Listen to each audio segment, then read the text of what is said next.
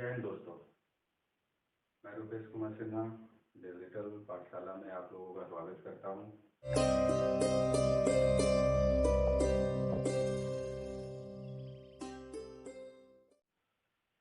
आज इस वीडियो में हम लोग देखेंगे राइजिंग ऑफ मगध, मगध का उत्कर्ष कैसे हुआ। तो इसके पिछले वाले वीडियो में हम लोगों ने 16 महाजनपदों के बारे में पढ़ा था, और जिसमें से एक मगध महाजनपद भी हुआ करता था।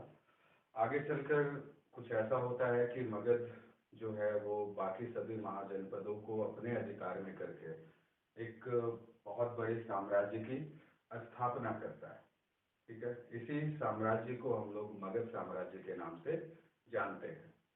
तो आज हम लोग देखेंगे कि मगध का जो उत्कर्ष हुआ, इसके पीछे भी क्या क्या कारण उपस्थित थे, कौन कौन ऐसी दशाएं थी जिसके आधार पर मगध आगे चलकर इतना बड़ा साम्राज्य बन पाया।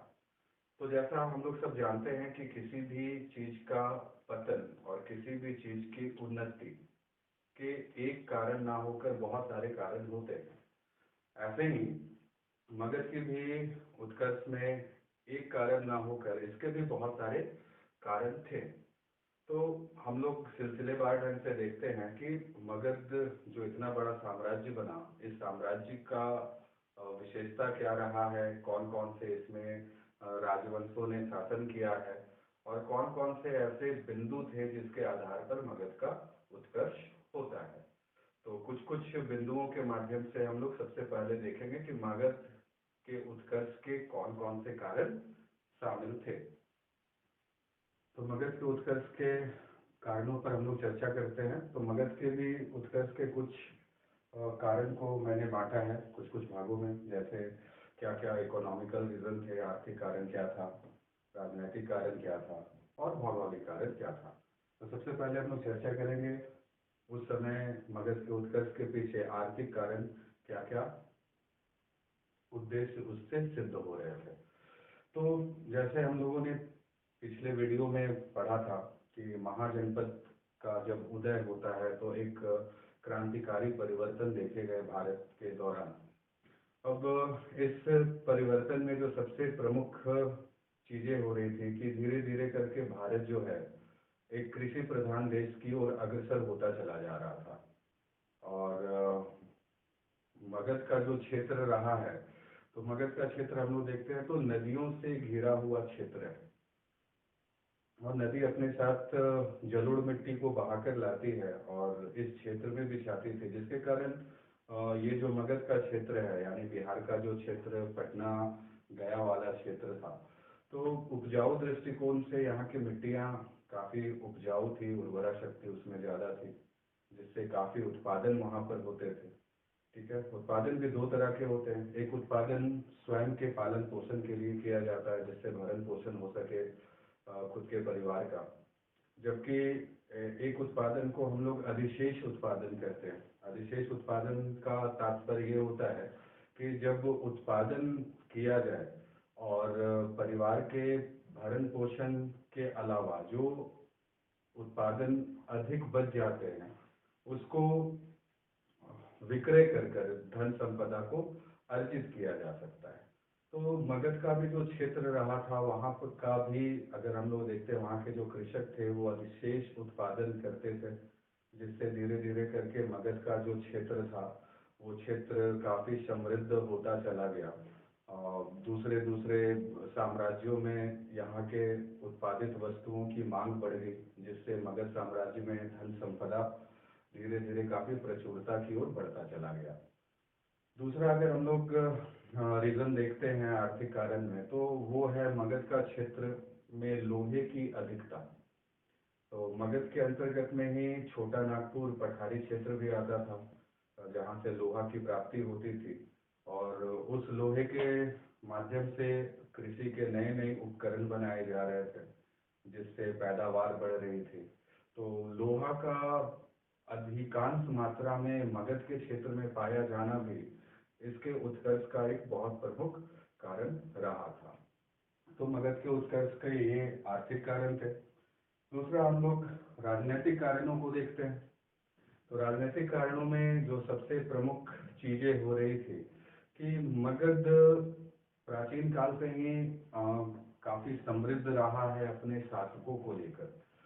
समय समय पे कालांतर में कुछ कुछ यहाँ पर ऐसे शासक हुए हैं जिन्होंने मगध के चीजों को काफी प्रकाष्ठा की ओर बढ़ाया, काफी समृद्धि दिलाई, लोकप्रियता दिलाई। जैसे देखा जाए समय समय पे कभी यहाँ पे बिंबिसार जैसे शासक हो रहे हैं, अजातशत्रु जैसे शासक हो रहे हैं, उदयन जैसे शासक हो रहे हैं, कालाशोक है, महापद्म नंद है, घनानंद है, और आगे चलकर चंद्रगुप्त मौर्य, अशोक, ऐसे शासक मगध पे कालांतर में होते रहे। ठीक है, जिसके कारण मगध जो है अन्य महाजनपदों के ऊपर अपना अधिकार करके अपने क्षेत्रों को लगातार विस्तारित करते जा रहा था, और मगध एक धीरे धीरे करके बहुत बड़े साम्राज्य की ओर अग्रसर होता चला गया। दूसरा कारण अगर यहाँ पे हम लोग देखते हैं राजनीतिक कारणों में, तो एक प्रमुख चीज यहाँ पर है कि मगध के क्षेत्र में हाथियों की प्राप्ति बहुत ज्यादा थी, क्योंकि वनों से घिरा हुआ आच्छादित क्षेत्र रहा है मगध। तो हाथी यहाँ पर प्रचुर मात्रा में पाए जाते थे, और हाथियों का प्रयोग मगध सेना करती थी अपने युद्ध के समय में। हाथियों के माध्यम से वनों को साफ कर लकड़ियां प्राप्त की जाती थी, और बहुत तरह का प्रयोग हाथियों के द्वारा भी हो रहा था। ये भी मगध के उत्कर्ष का एक प्रमुख कारण है। तीसरे कारण में हम लोग देखते हैं मगध के उत्कर्ष का, वो है इसका ज्योग्राफिकल रीजन, भौगोलिक कारण। तो अगर मगध के भौगोलिक बनावट को हम लोग देखें तो मगध चारों ओर से पर्वतों और पहाड़ियों से घिरा हुआ क्षेत्र है। जैसे गया की ओर हम लोग देखते हैं तो बराबर की पहाड़ियाँ, नागार्जुन की पहाड़ियाँ, कैमूर की पहाड़ियाँ से घिरा हुआ ये क्षेत्र है, जो ये इसे क्या करता है, बाह्य आक्रमणों से बचाने का कार्य कर रहा था। जबकि दूसरी ओर क्या है कि बाह्य आक्रमण का खतरा कम हो गया है, और इसी कारण से मगध दूसरे साम्राज्यों पर आसानी से आक्रमण कर सक रहे थे। जबकि इसके अगर दूसरे राजगीर के क्षेत्र को हम लोगों ने देखा, और कल हम लोग देखे थे कि महाजनपद में मगध की जो प्रारंभिक राजधानी थी वो राजगीर थी। इसकी दूसरी राजधानी पाटलिपुत्र थी। पाटलिपुत्र को भी देखा जाए तो जैसे गया का क्षेत्र जो है वो पहाड़ियों से घिरा हुआ है, वैसे पाटलिपुत्र का जो क्षेत्र है, पाटलिपुत्र का क्षेत्र आपका चारों ओर से नदियों से घिरा हुआ है, जैसे गंगा, सोन नदी, गंडक नदी। इन नदियों, ये नदी क्या करती थी कि इसे बाह्य आक्रमण से बचाने का कार्य करती थी। तो इन सब कारणों के कारण ही धीरे धीरे करके आगे चलकर मगध एक बहुत बड़ा साम्राज्य की ओर विस्तृत होता चला गया, और प्राचीन काल के केंद्र बिंदु के रूप में मगध प्रसिद्ध होता है। अब हम लोग आगे देखते हैं कि मगध में कौन कौन से प्राचीन राजवंश थे और किन किन शासकों का यहाँ पर योगदान रहा है। तो चलिए हम लोग देखते हैं मगध के प्राचीन राजवंशों को सिलसिलेवार ढंग से। तो पहला जो राजवंश हम लोग देखेंगे वो है वृहद्रथ वंश। वृहद्रथ वंश के शासन के अंत के पश्चात मगध पर हर्यक वंश का शासन स्थापित हुआ। हर्यक वंश की पतन के बाद यहाँ पर शिशुनाग का वंश का शासन स्थापित हुआ। फिर नंद वंश का शासन स्थापित होता है, और कालांतर में नंद वंश का पतन करके चंद्रगुप्त मौर्य ने मौर्य वंश की स्थापना की थी। तो सबसे पहले हम लोग देखते हैं वृहद्रथ वंश के बारे में। जैसे बहुत सारे इतिहासकारों का मानना है कि मगध का जो सबसे प्राचीन राजवंश है वो हर्यक वंश था, लेकिन कुछ कुछ पुस्तक जैसे मत्स्य पुराण और महाभारत में वृहद्रथ वंश का चर्चा मिलता है कि मगध में एक वृहद्रथ वंश हुआ करता था जिसके संस्थापक वृहद्रथ थे। ठीक है, इसके आधार पर कहा जा सकता है कि मगध के जो संस्थापक माने जाते हैं वो कौन, तो वो राजा वृहद्रथ थे। राजा वृहद्रथ के ही जो संतान हुए, जो अगले शासक बने वृहद्रथ वंश के, उनका नाम जरासंध था। और जरासंध के बारे में बखूबी हम लोग महाभारत में पढ़ चुके हैं कि किस प्रकार से भीम ने जरासंध की हत्या की थी। तो वृहद्रथ वंश के पतन के पश्चात हर्यक वंश की स्थापना मगध पर होती है।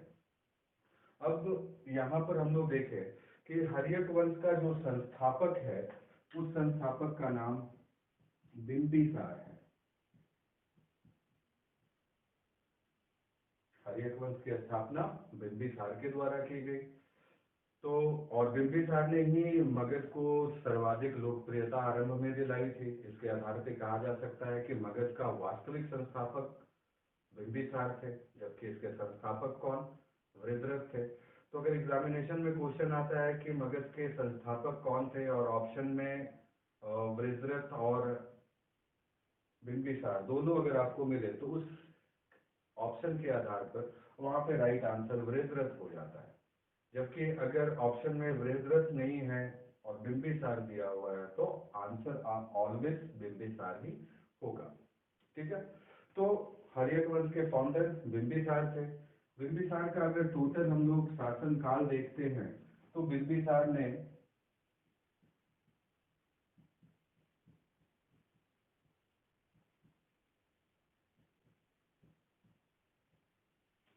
544 ईसा पूर्व से लेकर 492 ईसा पूर्व तक शासन किया।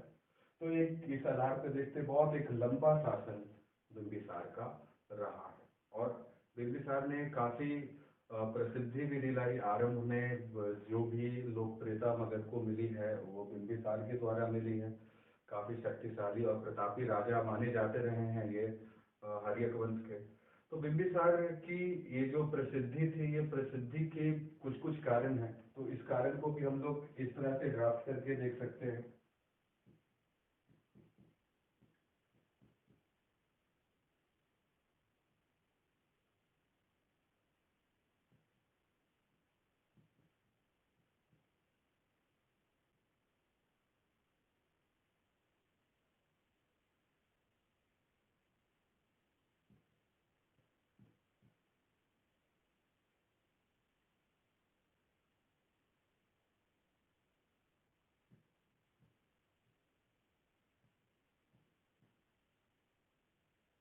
तो बिंबिसार की शासन की तीन प्रमुख नीतियां हम लोग देखते हैं। एक है विवाह की नीति, दूसरा है मित्रता की नीति और तीसरा है आक्रामकता की नीति। अब विवाह की नीति के अनुसार हम लोग अगर देखें, अगर विवाह नीति के अनुसार अगर हम लोग देखते हैं तो बिंबिसार ने कुछ प्रमुख उनके विवाहों की अगर हम लोग चर्चा करें तो इनका पहला विवाह महाकोशला देवी के साथ हुआ, जो कौशल महाजनपद से संबंधित थे। कौशल के बारे में हम लोग कल ही पढ़ चुके हैं। कौशल की राजधानी श्रावस्ती थी। ठीक है, तो दूसरी विवाह जो बिंबिसार ने की वो चेल्लना नाम की महिला के साथ की। और ये चेल्लना कौन है? तो ये लक्ष्मी के राजा चेतक की। तीसरा विवाह बिंबिसार ने क्षेमा नाम की महिला के साथ किया, जो मद्र देश की राजकुमारी थी। मद्र पंजाब का प्राचीन नाम मद्र हुआ करता था। तो इनका तीन विवाह, महाकोशला देवी, चिल्लना और क्षेमा। तो ये तो कुछ प्रमुख विवाह है। पुस्तकों के अनुसार बिंबिसार ने लगभग 500 विवाह किया था। ठीक है, तो इन विवाह के माध्यम से भी अब हम लोग देखते हैं कि बिंबिसार को कौशल का भी सहयोग मिल रहा है, लक्ष्मी का भी सहयोग मिल रहा है और साथ ही साथ मद्र देश का भी सहयोग प्राप्त हो रहा है। तो किसी भी युद्ध में, जब भी युद्ध के लिए बिंबिसार आगे बढ़ते थे तो ये लोग उनको काफी प्रोत्साहित करते थे और सहायता भी करते थे। इस विवाह के पश्चात ही क्या होता है कि जो कौशल के राजा हैं, ठीक है, यानी कि महाकोशला देवी के जो ये जो माइका है, तो जब ये दोनों का विवाह होता है तो कौशल नरेश क्या करते हैं, दहेज के रूप में बिंबिसार को काशी महाजनपद सौंप देते हैं, क्योंकि काशी पर उस समय कौशल का अधिकार था। ठीक है, तो इस प्रकार बिना कुछ किए हुए काशी का क्षेत्र किसे प्राप्त हो गया, बिंबिसार को। ठीक है, और काशी का क्षेत्र काफी महत्वपूर्ण माना जाता था क्योंकि यहाँ पर रत्नों का एक खान था। यहाँ यहाँ पे काफी बहुमूल्य रत्न पाए जाते थे। अब इस रत्न के खान के कारण क्या हुआ कि धीरे धीरे मगध की प्रसिद्धि और समृद्धि और धीरे धीरे करके काफी बढ़ती चली गई। तो ये मगध के उत्कर्ष के प्रमुख कारणों में से भी एक माना जाता है। ठीक है। दूसरी नीति हम लोग देखते हैं बिंबिसार की शासन की, तो वो है मित्रता की नीति। ठीक है। मित्रता की नीति के अंतर्गत क्या होता है कि जैसे हम लोग महाजनपद जब पढ़ रहे थे, तो महाजनपद में एक महाजनपद हम लोग ने देखा था जिसका नाम अवंती था।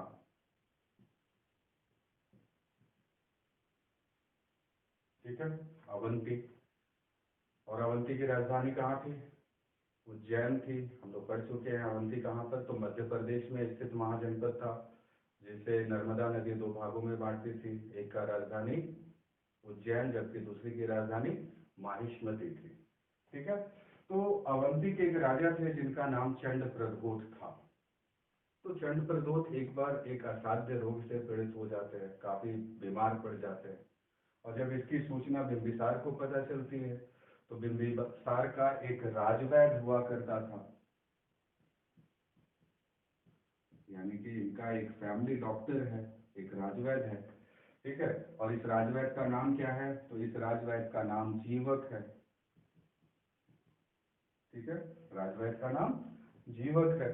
तो इस जीवक को बिंबिसार भेजते हैं अवंती के राजा चंद्रप्रदोष के पास उसकी चिकित्सा के लिए।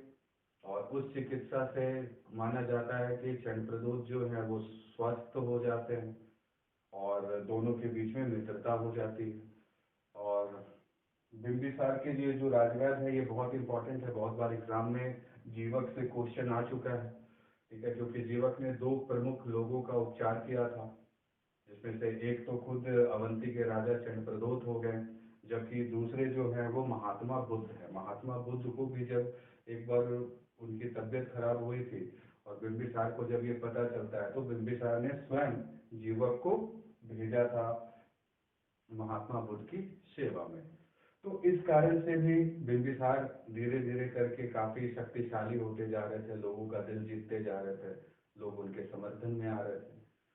बिंबिसार की जो तीसरी नीति थी वो थी आक्रमता की नीति। ठीक है।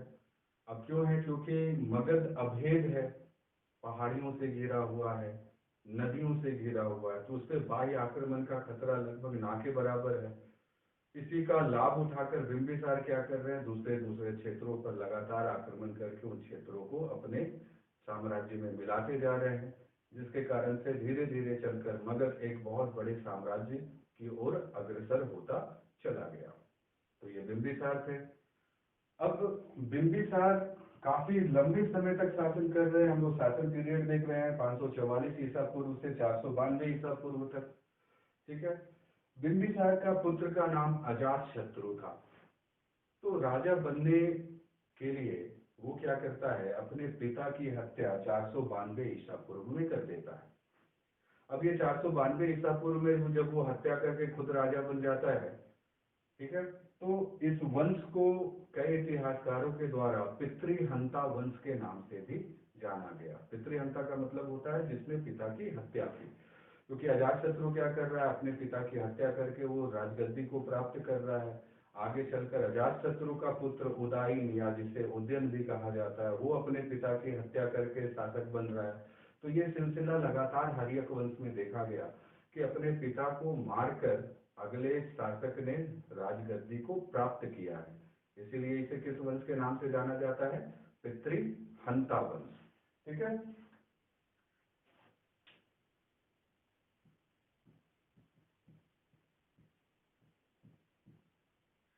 पितृहंता वंश, तो पितृहंता वंश के नाम से जाना जाता है हर्यक वंश।